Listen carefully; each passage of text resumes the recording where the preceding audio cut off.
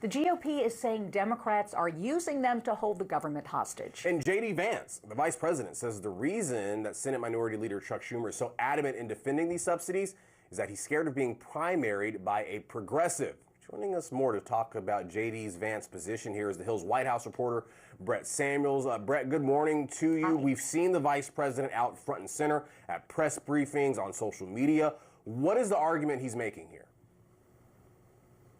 Yeah, good morning, guys. Vice President Vance, as you mentioned, has really been, getting a lot more exposure, being sort of the White House's chosen messenger on a lot of this shutdown stuff. And, we saw him in the White House press briefing room making sort of a rare appearance there the other day.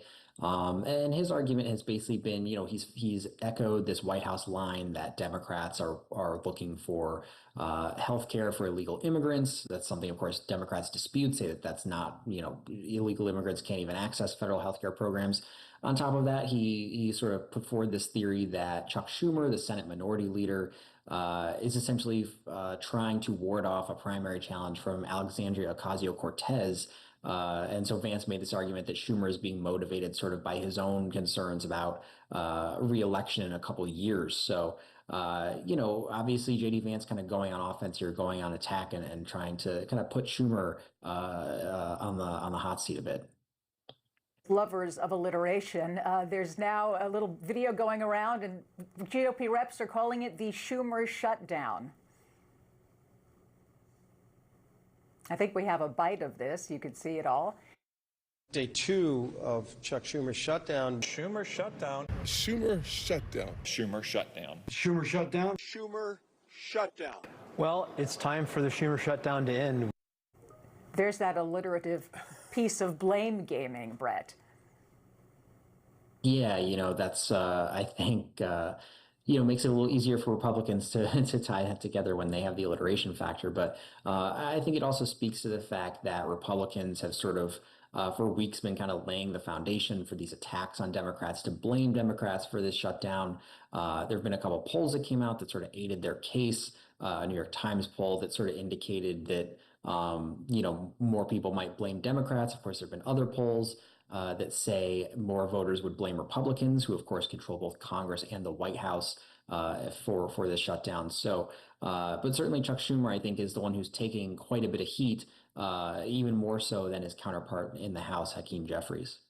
So, Brett, let's sort of look at the politics within the politics of this. Chuck Schumer was pilloried by the party back in March when he decided to go along with the GOP plan to keep the government open. He is fighting this time on behalf of the party, but he's also maybe fighting on his own behalf, because we know back in March, that's when we started hearing the rumblings of maybe somebody should primary the Senate Minority Leader. Hey, what about this Congresswoman named Alexandria Ocasio-Cortez? She's kind of popular out there. Is this part of why he may be really putting up this fight? Yeah, everyone is kind of talking around that fact, arguing that they're focused on what's happening right now. They're fighting for these healthcare subsidies, and a primary that's a couple years away is not a consideration. But with that said, it's hard to ignore, as you mentioned, Corey, sort of the politics within the politics, the fact that there are these rumblings of people in the Democratic Party who are unhappy with Chuck Schumer, unhappy with how he's leading Senate Democrats. Obviously, Alexandria Ocasio-Cortez, a very prominent national figure, has a big following, a lot of excitement, sort of a new face in the Democratic Party. So, she got asked herself about this the other night, I believe, about whether she's considering a primary challenge, and sort of, again, ducked the question, said she's focused on their goals right now with this shutdown. But it's hard to ignore, I think, sort of that lingering fact that could be in the offing just a couple years down the road. Meantime, the administration has come out with all of these sombrero memes, Brett. Some people think they're hilarious. Some people think they're highly offensive. Yeah, this is, sort of the latest attack from the White House, from President Trump in particular. These AI-generated videos where he's sort of dressed up Hakeem Jeffries, as you see there on the screen, with a sombrero and a mustache. There was one video where he did the same thing to Jeffries, and then there was an AI version of Trump playing in a mariachi band behind Jeffries. Jeffries called these videos racist. Others have sort of, really attacked Trump for being juvenile over this. But JD Vance, for example, laughed this off. Said he found it funny. Said that it's sort of poking fun at Democrats and their policies. But this is, I think, just kind of, typical of what we've come to expect in the Trump age of politics, where sometimes things sort of stoop to this level and people either laugh them off or they fight fire with fire. We saw Gavin Newsom respond with AI videos of JD Vance. So it does seem to be that this is just kind of where we're at in our discourse right now.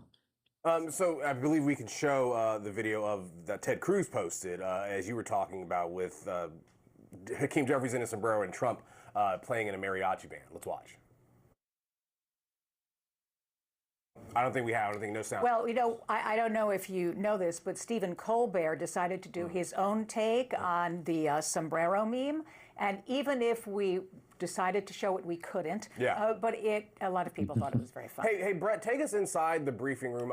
We're hearing reports that the White House is the White House playing these videos sort of on loop during the daily press briefings?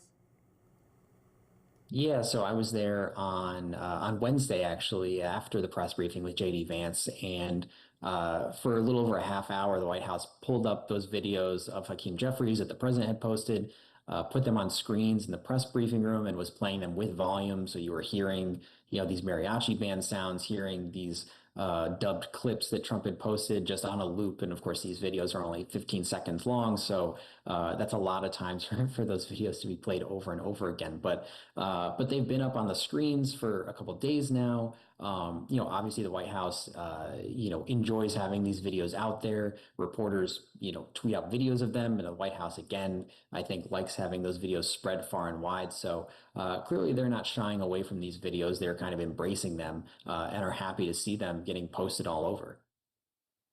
Messaging as I have lamented, from the White House. This is our politics in 2025. Brett Samuels with The Hill. Brett. Thanks so much.